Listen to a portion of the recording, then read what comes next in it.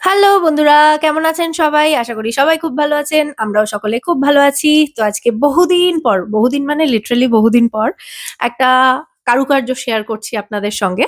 Actually কয়েকদিন আগে বাড়িতে একটা লাস্যময়ী বোতল দেখে, দেখুন বোতলটা লাস্যময়ীই বটে। তো বোতলটা দেখে আমার ভেতরকার শিল্পী সত্তা জেগে উঠেছিল। তো ভাবলাম একটু কারুকার্য করি এর ওপরে।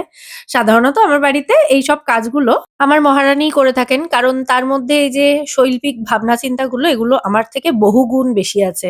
মানে ও আঁকতে ভালোবাসে। এই সমস্ত কাজকর্মগুলো ওর মানে ভীষণই ভালো আরকি।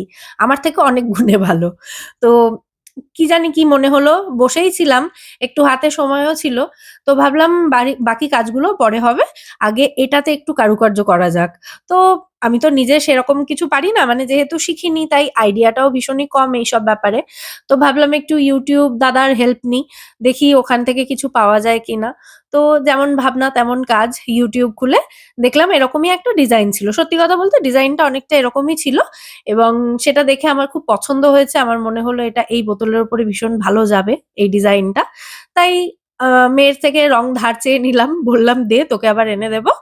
বলে ওর থেকে রং নিয়ে তারপর এই যে তুলি-টুলি সব নিয়ে তারপর আমি এই বোতলে কারুকার্য করতে শুরু করেছি। এর আগে কুশন কভারের ওপরেও কিছু ড্রইং করেছিলাম, সেগুলোও আপনাদের সাথে শেয়ার করেছি। মনে আছে হয়তো আপনাদের। না মনে থাকলে দাঁড়ান একবার ঘুরিয়ে দেখিয়ে দিই ক্যামেরাটা। এই যে এইগুলো। কোইন্সিডেন্টালি নয়, কয়েকদিন আগে বাড়িতে কিছু গেস্ট এসেছিলেন। তো আমি কুশন কভার গুলো চেঞ্জ করে এগুলোই পরিয়ে দিয়েছিলাম। কারণ ওই নিজের কারুকার্য সবাইকে দেখাতে বেশ ভালোই লাগে। ফ্লন্ট করা যাকে বলে আরকি।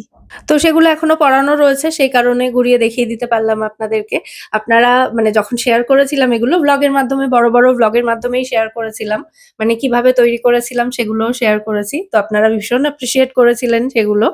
তো আজকে বহুদিন পরে আবারও ইচ্ছে হয়েছিল, সেই কারণে এই বোতলটা নিয়ে বসেছিলাম একটু কারুকার্য করতে। জানি না কেমন হবে। যে ভিডিওটা দেখে ইন্সপায়ার হয়ে এটা করা, সেখানে অনেক ভালোভাবেই কাজটা করা ছিল। কারণ তিনি হয়তো ট্রেন্ড।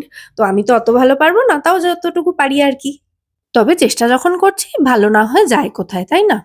কিন্তু সমস্যা একটা যেটা ফেস করতে হয়েছে সেটা হলো, যেহেতু আমি ওই যে বললাম ট্রেন্ড নই, তাই আ ১ম এ যেরকমভাবে করছিলাম তাতে আমার মনে হলো ব্যাপারটা ঠিক ফুটলো না, জমলো না।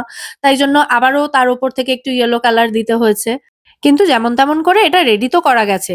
তবে তারপরে একটা কনফিউশন ছিল এটাকে রাখবো কোথায়? এটা বানাতেই কিন্তু মনে হচ্ছিল ভেতরে একটু লাইট দিলেও ভালো লাগবে। তাই অনলাইনে একটা অর্ডার করে দিয়েছিলাম লাইট। ওই যে কর্ক লাইট যেগুলোকে বলা হয় সম্ভবত। তো সেই লাইটগুলো ১০-১৫ মিনিটের মধ্যে এসেও গেছে। আর লাইটটাকে বোতলে চালান করার পরে তারপর কনফিউশন এ পড়েছিলাম যে এটাকে রাখবো কোথায়? ১ম এ ভাবলাম সেন্টার টেবিলের ওপরেই রাখি। কারণ মেয়ের কারুকার্যগুলো রয়েছে। কয়েকদিন আগে ওই যে পিছনে বুদ্ধাটাও বানিয়েছিল। মানে পুরো প্রজেক্টটাই ওর স্কুল প্রজেক্ট ছিল এটা। তো ভাবলাম ওই সেন্টার টেবিলের উপরেই রাখি। তাহলে মেয়ের কেরামতি, আমার কেরামতি দুটোই দেখা যাবে ঘরে ঢুকে। তো ভাবতে ওটাকে ফাইনালি বেডরুমেই শিফট করে দিলাম। মানে বেডরুমে যে ওই ছোট ক্যাবিনেটটা রয়েছে ওর উপরেই রেখে দিয়েছি। তো বহুদিন বাদে আবারও নিজের ইচ্ছের ডাকে সাড়া দিয়ে একটা কিছু বানিয়ে ফেলেছি। কেমন লাগলো সেটা কিন্তু অবশ্যই কমেন্টে জানাবেন। আমার তো বেশ ভালো লেগেছে এবং এটা বানিয়ে আমি খুব খুশি হয়েছি। সবথেকে বড় কথা হচ্ছে এইটা। আর এই ভিডিওটা এডিট করতে গিয়ে মনে পড়লো, মাঝে আমাদের অ্যানিভার্সারি উপলক্ষে একটা ছোট্ট মানে ভিডিও করে রেখেছিলাম। কিন্তু সেটাও শেয়ার করা হয়নি।